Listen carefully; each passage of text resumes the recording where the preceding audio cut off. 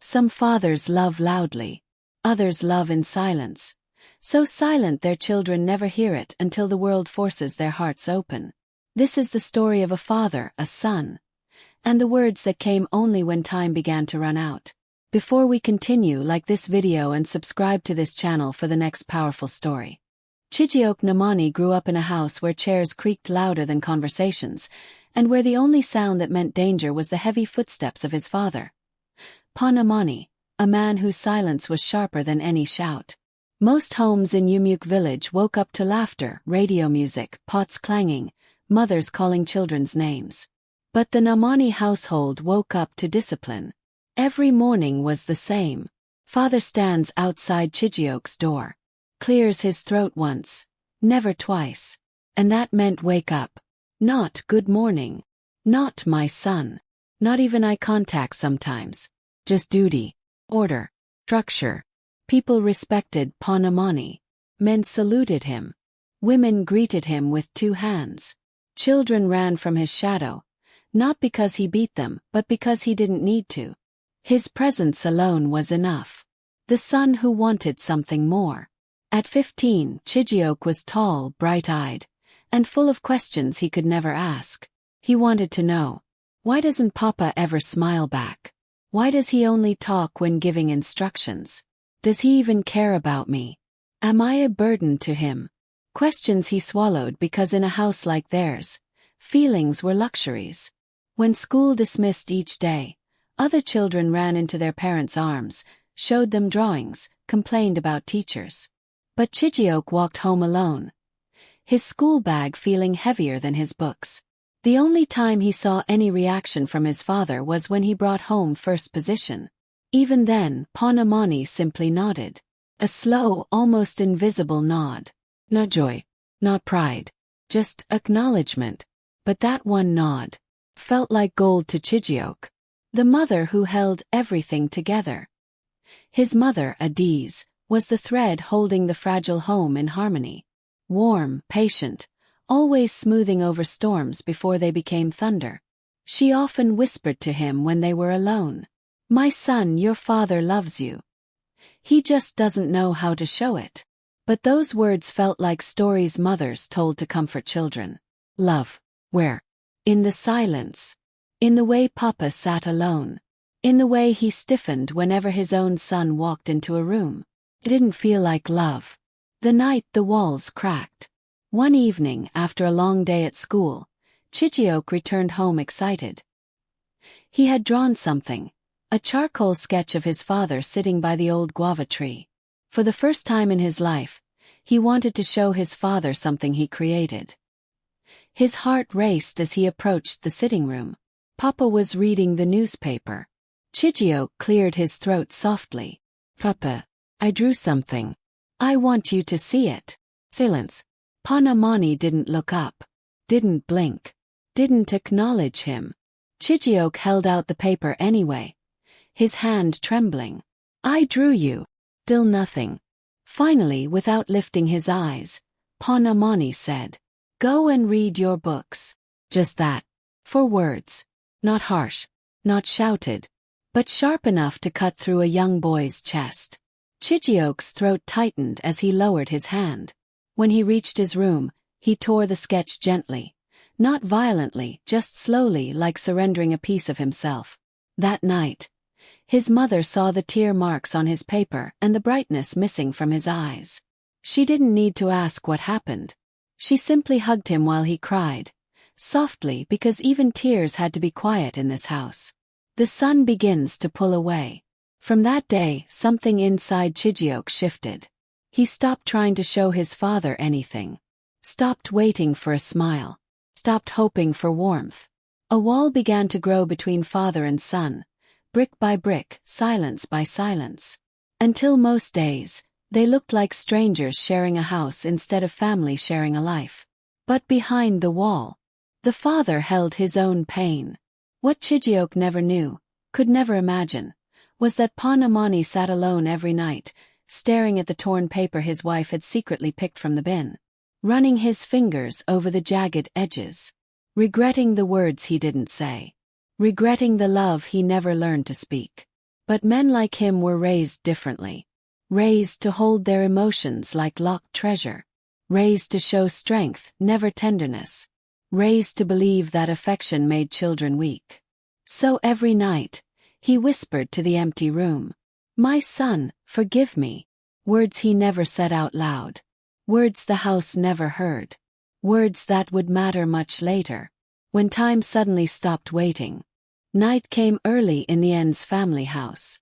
Not because the sun set quickly, but because Azina's presence carried shadows, a quiet, heavy seriousness that coated the walls and made the whole house feel muted. Even the clocks seemed to tick more quietly whenever he walked by.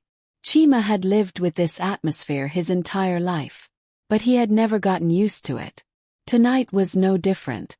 The aroma of okra soup drifted from the kitchen. The distant hum of the generator filled the air, and the television played a news program no one was watching. Chima sat at the dining table, quietly doing his school assignment. Or rather, pretending to. His mind wasn't on the paper. It was on the man sitting 3 chairs away. His father. Zina Enz. Stoic. Unbending. A man carved from rules and silence. He sat with his reading glasses on, flipping through a worn ledger from his workshop. His lips moved slightly as he counted, his face unreadable. Chima stole glances at him, carefully, secretly, because looking openly at his father felt like breaking a rule no one had written down. Azina suddenly spoke without looking up. "Your pen is not writing. What is distracting you?" Chima froze. He hadn't expected that. I'm thinking, sir," he said quietly. Zina shut the ledger. "Thinking about what?" Chima's fingers tightened around the pen, but he forced himself to speak. "About the PTA meeting. My teacher said you didn't come today." Azina's jaw shifted, just a small movement but heavy. "I had work," he said simply. "You always have work," Chima whispered. Slipped out. Too soft to be rebellious, but too honest to be ignored. Azina looked at him, really looked at him, for the first time that evening. His eyes were steady, as if searching for something in the boy's face. "You want me to be going to all these meetings?" he asked. Chima shrugged weakly. "Other parents go. Are you other children?" Azina asked, not harshly but firmly. "Do I not pay your fees? Do you lack books? Are you hungry in this house?" Chima swallowed. That was the problem. His father's definition of love stopped at provision. Food. Fees. Clothes. Nothing more. Nothing deeper. Nothing warmer. Just duty. Efficient and emotionless. Before Chima could reply, his father stood up. "I have tried," Azina said quietly, almost to himself. "If you want your teacher to see me, tell her to come here. I don't have time for gatherings that won't put food on our table." He walked to his room and shut the door. It wasn't anger. It wasn't disdain. It was something else. That familiar, unreachable distance. Chima stared at the closed door, feeling a pressure in his chest he didn't have words for. He loved his father, he knew he did. But he didn't feel loved back. Not once had he heard, "I'm proud of you. Well done. How was your day? I love you." Not once. Azina's silence was a wall no one could climb. The mother who held the house together. Later that night, Chima's mother, Eduora, entered his room. She knocked, but softly, the way someone knocks with love, not authority. "You're still awake?" she asked gently. Chima nodded. She sat beside him on the bed. "Your father is trying," she whispered. "Mama, he doesn't even talk to me," Chima said, voice trembling. "He's like a stranger that lives here." Eduora sighed deeply. "Your father grew up with no softness around him. No one told him well done. No one hugged him. His own father never smiled at him once." "But I'm not his father," Chima whispered. "I know," she said, brushing his hair back. "But he doesn't know how to be anything else." Chima's eyes glistened. "Does he even like me?" Eduora stiffened. Then she gathered him in her arms tightly. "My son. Your father loves you so much it frightens him. He just doesn't know how to say it. Chima shook his head. I don't feel it. Adeora's heart squeezed painfully.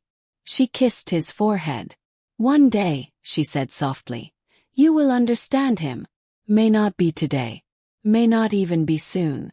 But you will see that silence is the language he learned. And the only one he knows. The report card that broke the house open. 2 weeks later, the day of results arrived. Parents filled the school compound, laughing, talking, comparing their children's achievements. Mothers hugged their children. Fathers clapped sons on the back. Chima watched quietly. He wished he had someone to show his paper to. His teacher approached him kindly. You did very well, Chima, she said. But, is your father coming today? Chima smiled weakly. No, ma. He doesn't come to these things. The teacher shook her head. You're a bright boy. You deserve support. Chima tucked the result sheet carefully into his bag. He didn't want anyone to see the tears threatening his eyes. On the walk home, he passed 3 families celebrating ice cream, gifts, laughter. Fathers lifting children onto their shoulders. By the time he reached home, something inside him had cracked. He waited until evening, until his father returned. Ezina came in, smelling of engine oil and dust. He dropped his bag, washed his hands and sat down to eat. Chima approached him slowly. Daddy. This is my result. Ezina wiped his mouth and took the paper. He looked at it for several seconds without expression. No smile. No nod. No well done. Nothing. He simply folded the paper and placed it beside him. Why did you get 82 in mathematics? Chima blinked. I tried. If you tried, you would get 90 or above, his father said calmly. Don't give excuses. Improve. That was it. No praise. Just correction. Chima felt something burn behind his eyes. I came first in my class, he whispered. Ezina looked up surprised. You did? Yes. Ezina blinked once, nodded once, then returned to eating. Chima stood there trembling. Finally he spoke, voice breaking. Why don't you ever say anything good? Ezina froze. Why don't you ever say you're proud of me? Why don't you ever? His voice collapsed. Say you love me. Adeora gasped from the corner. Ezina stared at the boy, stunned, like someone had opened a window in a dark room he thought was sealed forever. He opened his mouth, but nothing came out. Not words, not warmth, just silence. The same silence that had followed him all his life. Chima stepped back, tears streaming. I know you don't love me, he whispered. Then he ran into his room and shut the door. Adeora covered her mouth in heartbreak. Ezina sat there, eyes unfocused. His hands trembled for the first time in years. He whispered into the emptiness. I don't know how. The night that changed everything. That same night, the pain in Ezina's chest returned. The one he had ignored for months. This time it struck harder. He staggered. He gripped the wall. He gasped for breath. Dora screamed. Ezina! Ezina! He collapsed onto the floor. Chima rushed out of his room, terrified. Mama! Papa! He saw his father shaking, face pale, sweat pouring. Call the neighbors. Dora cried. We need a car. Now! Chima froze. Not from fear but realization. He could lose him. Without ever hearing the words he had waited his whole life to hear. The words his father did not know how to say. The words that might never come. But the ambulance siren wasn't yet in the air. Only panic. Only fear. Only the terrifying sound of his father gasping. And then going completely still. Chima screamed. And the world split into two. The next morning felt unusually heavy in the Okafor household. Not because something terrible had happened yet, but because something unspoken was hanging in the air. Thick, tense, waiting.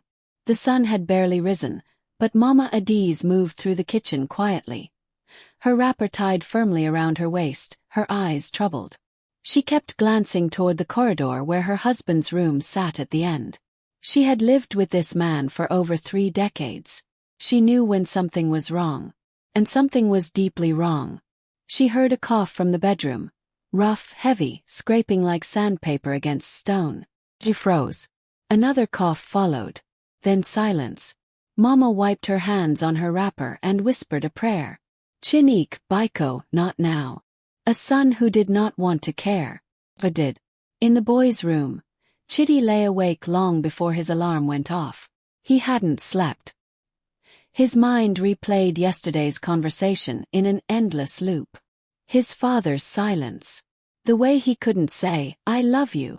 The bitterness that rose inside him afterwards.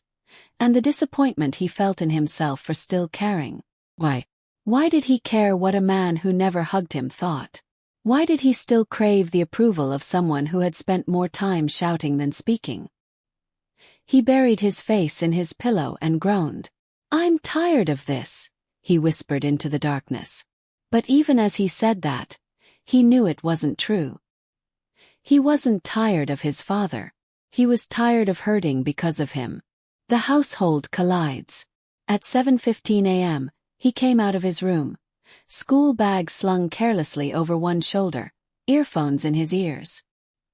He almost didn't notice his mother pacing in front of his father's door. Her eyes were shiny. Her fingers trembled slightly. "Mama." He removed one earbud. "What is it?" Her voice cracked. "Your father is not responding." Chidi blinked. "What do you mean, not responding?" "I've knocked," called his name. "He hasn't opened the door. And he is not the type to oversleep." Something cold washed down Chidi's spine. He swallowed. "Let me try." He walked to the door and knocked hard. "Papa. Papa." Silence. Each second felt like a punch in his chest. "Mama, where is the spare key?" I don't know where he kept it last.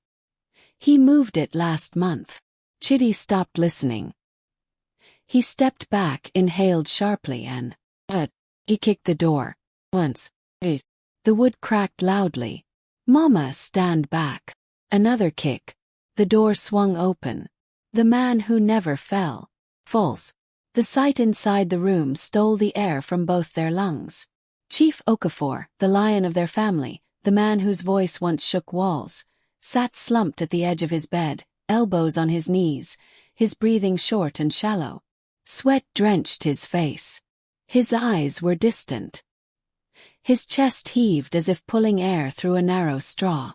"Papa!" Chidi rushed in, heart racing. "Are you okay? Can you hear me?" His father tried to speak, but only a choked whisper came out. Mama ran to the table, grabbed a towel, and pressed it to her husband's forehead. "Agbana Baiko, look at me. Talk to me." Chidi stared, his pulse hammering. For the first time in his life, he saw fear in his father's eyes. Not anger. Not disappointment. Not judgment. Fear. Real fear. And something loosened in his chest. No matter how angry he was, no matter how wounded he felt, he didn't want to lose this man. "Papa, we are taking you to the hospital now." Chief Okafor shook his head weakly. No need. I'm fine." He tried to stand. He fell to his knees. Chidi caught him before he hit the floor. And in that moment, every resentment collapsed. Every childhood wound, every unspoken hurt. It all melted into instinct. He held his father tightly, arms trembling. "Papa, stop," he whispered fiercely. "This is not the time to pretend you're indestructible. You're not fine." His father looked at him, really looked at him, with eyes that seemed to be searching for something. Strength, trust, permission to be weak. Chidi didn't know. But he lifted him up, holding him firmly. "Mama, bring the car keys." The drive that changed everything. The drive to the hospital felt like a lifetime. Rain clouds gathered overhead.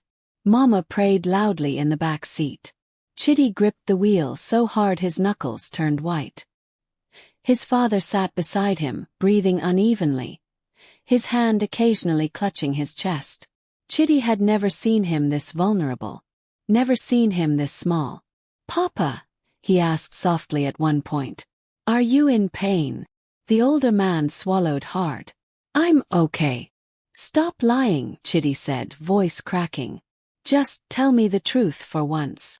A long silence filled the car. "I'm scared," Chief Okafor whispered. The words stole Chitty's breath. His father never admitted fear. Not even when robbers broke into their street years ago. Not when financial troubles hit. Not when the family lost a relative. But now. Now he was trembling. Something inside Chitty broke. He reached out and gently placed his hand over his father's. And for a moment, the man who had never known how to show love, let his son hold his hand. At the hospital, doctors rushed him in. Mama paced the hallway like she was walking on hot coals. Chitty sat down, his legs shaking uncontrollably. Minutes felt like hours. What if he had waited longer to knock? What if the door didn't break? What if? "Chinique," he whispered. "Please." He didn't want to lose him. Not like this. Not before they fixed anything. Not before the man finally said the words Chitty had waited his whole life to hear. Not before they became a real father and son. Mama came to sit beside him. Her voice was low and trembling. "Your father loves you, Chitty." He shook his head. "He doesn't say it. He shows it," Mama whispered. "Just in the wrong ways. In the only ways he knew." Chitty clenched his jaw. "I don't want quiet love. I want real love." Mama held his hand. Sometimes children forget that parents are also human, shaped by old wounds they don't talk about. He turned to her slowly. "Mama, what wounds?" She sighed deeply. "There are things you don't know about your father. Things he has buried for decades." He stared at her, stunned. "What things?" She opened her mouth to answer. But the doctor walked out at that exact moment. "Family of Chief Okafor." They both jumped to their feet. "Yes, doctor, how is he?" Mama asked breathlessly. The doctor exhaled. "He is stable, but we need to talk." Chitty felt the world stop. A new beginning in fear. As they followed the doctor into his office, Chitty realized something. This moment, this hospital, this fear, this trembling hope, was going to change everything. For him. For his father. For their family. Whether for better or worse. He didn't know yet. But one thing was certain. Nothing would ever be the same again. The rainy season arrived in Umuoji with a quiet strength. Heavy clouds, distant thunder, and the kind of humid breeze that made curtains rise and fall like tired lungs. Inside the Nwankwo family compound, silence settled like dust. For days the house felt suspended. Like everyone was waiting for someone to breathe first. Chijioke, now 23, moved through the rooms gently, like his footsteps could shatter something fragile. After the hospital visit, after seeing his father faint, after hearing him murmur his name in a trembling voice, everything inside him felt rearranged. He didn't know what to feel. He didn't know how to feel. For years, he had convinced himself he didn't need his father. Now, his chest tightened every time he remembered the oxygen mask on Baba's face. But this chapter wasn't just about shock. It was about discovery. And discovery always begins quietly. The hidden corner of the room. On the third morning, Mama called him. "Chijioke, your father wants to see you." Her voice carried something unfamiliar, gentleness mixed with fear. He nodded, wiped his palms on his trousers, and walked toward the master bedroom. When he entered, Baba was awake. Not strong. Not commanding. Not the lion of a man who ruled the house with his silence. Just awake. Mortal. Baba looked at him, eyes tired but clear. "Sit down," he murmured. Chijioke sat, hesitant, unsure.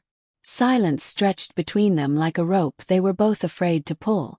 Then Baba took a slow breath. "There is something I want you to bring for me." "What is it?" "In my wardrobe," Baba said softly. "The old one. Bottom drawer. Behind the white wrapper." Chijioke stood and walked to the wardrobe. He opened the lower drawer. What he saw made his breath catch. Neatly arranged bundles of old drawings. Crayons fading. Edges worn. His childhood drawings. But that was only the beginning. Behind them, carefully wrapped in nylon, he found exercise books, each one labeled Chijioke, Primary 1. Chijioke, Primary 2. Chijioke, JS 1. Achievements. Prizes. His throat tightened. Baba had kept everything. Every drawing. Every school result. Every note from teachers that said, "Your son is brilliant." Every award certificate. All hidden. All preserved. All treasured. Chijioke turned slowly. "Papa, this why?" Baba swallowed hard, as if the words hurt on their way out. "Because I was proud. Every time. When a father finally speaks." Baba motioned for him to sit again. "For years," he began, voice shaky, "I wanted to tell you. But every time I opened my mouth, my own father's voice came out instead." He pressed a hand to his chest. "I was raised on silence. Raised on fear. My father believed showing affection made a child weak."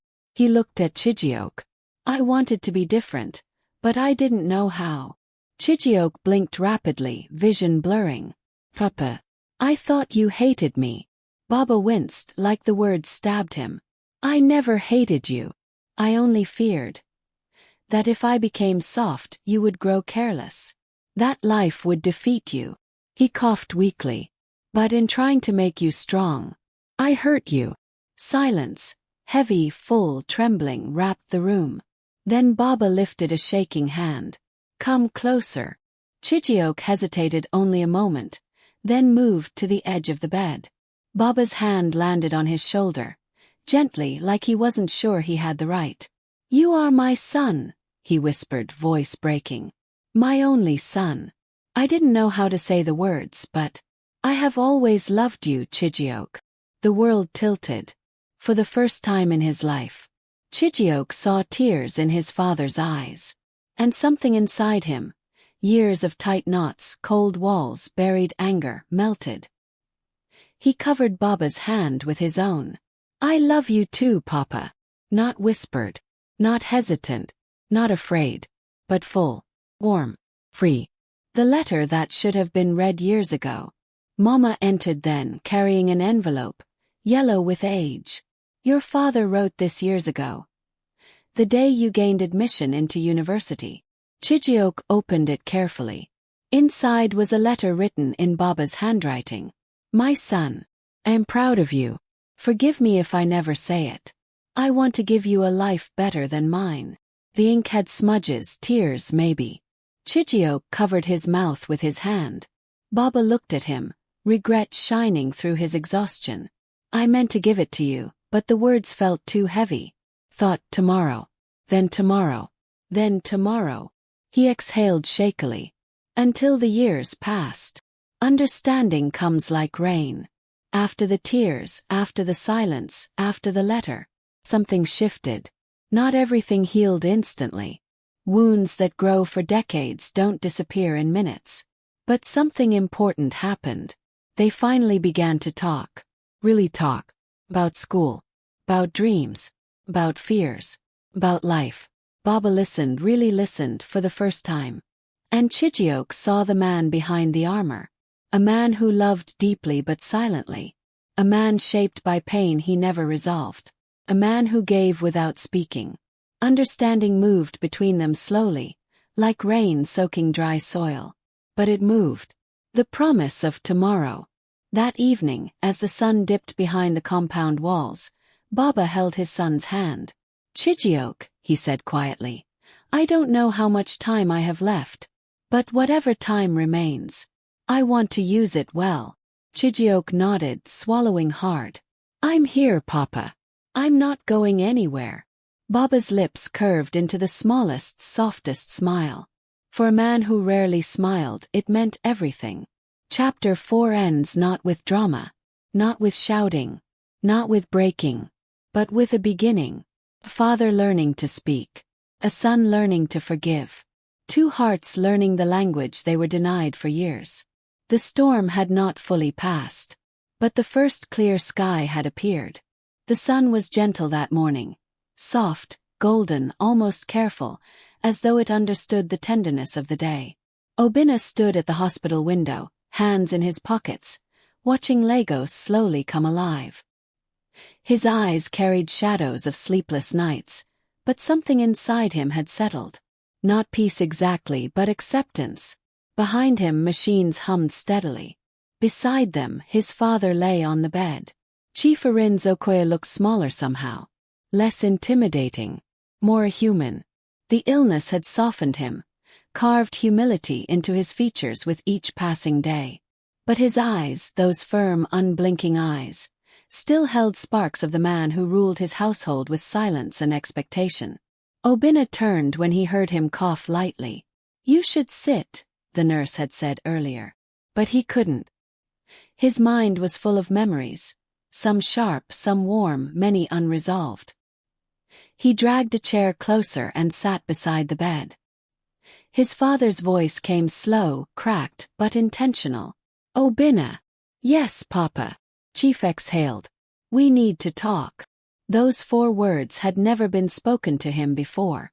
Obinna's shoulders tensed. But he nodded. "I'm listening." The father's truth begins to unfold. Chief Arinze stared at the ceiling as though searching for the right words. "I have failed you."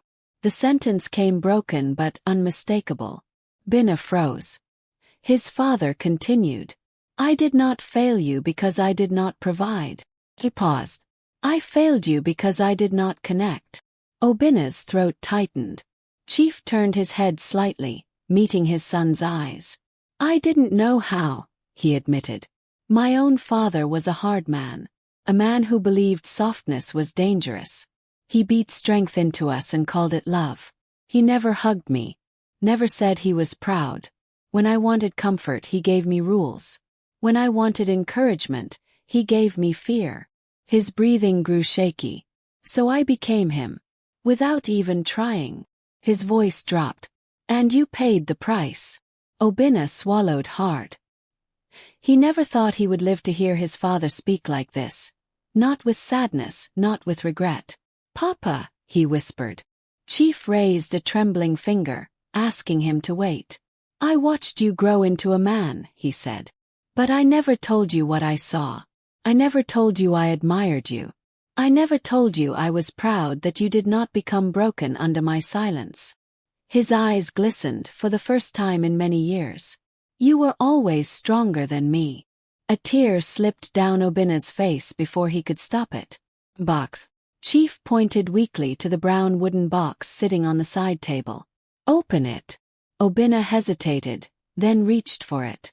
The wood was old, polished, worn from years of being touched but never opened.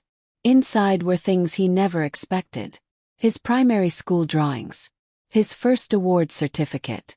A photo of him sleeping as a child.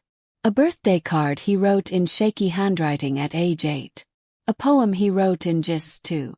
A torn report sheet with the teacher's note, "Obinna tries his best." And a small, folded paper he didn't recognize. His hands trembled as he picked them up one by one. "You kept these?" His voice cracked. Chief nodded, painfully slow. "I kept everything. Why didn't you ever show you?" Chief finished for him. "Tell you. Praise you." He sighed. "Because I thought love was weakness. I thought strictness was the only way to make a man out of you. I thought, if I hugged you, if I spoke too softly, I would spoil you." He shook his head, eyes wet. "I was wrong."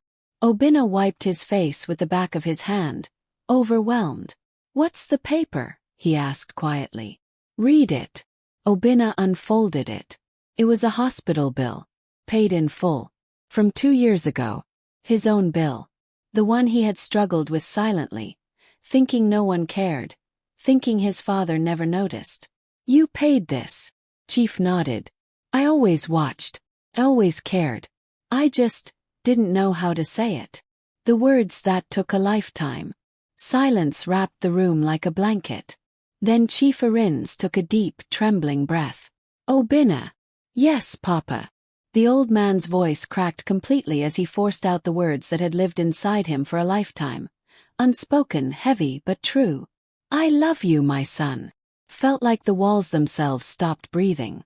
Obinna covered his mouth with his hands as tears crashed out of him. Unstoppable, uncontrollable. He leaned forward, grabbing his father's hand and holding it tightly. For the first time since he was born, he whispered, I love you too, Papa. Chief squeezed his hand weakly, but firmly. The kind of squeeze that said, I should have done this long ago. A new beginning. Weeks passed. Recovery came slowly, but it came. Chief Arins was discharged, more humble, more open, more human. He walked a little slower, talked a little softer, listened a lot more. Every morning, he sat on the balcony with Obinna, sharing stories from his youth he had never told anyone. Every evening he asked, not ordered, how Obinna's day went. Sometimes they laughed. Sometimes they sat in peaceful silence. For the first time in Obinna's life, home felt like home. The family meeting. One Sunday afternoon, with all the relatives present, Chief stood up slowly. Before we eat, he announced, I want to say something. Everyone turned. Chief looked at Obinna, directly at him. This young man, he said firmly, is my pride, my legacy, and the best thing I have ever brought into this world. Gasps rippled through the room. Obinna blinked fast to keep tears from falling. Chief continued, I did not raise him perfectly, but he taught me that it is never too late to love better, never too late to change, never too late to speak. He placed a hand on his son's shoulder. I love you, Obinna. This time the words came easily, freely, naturally. And Obinna, smiling through warm tears, whispered, I love you too, Papa. The lesson. Later that night, Obinna reflected on everything. The silence, the anger, the misunderstandings, the healing, the transformation. And he realized the lesson life had been trying to teach him all along. Some parents love loudly, some love quietly. But the greatest healing comes when love finally learns to speak. And sometimes, the I love you that comes late still arrives right on time.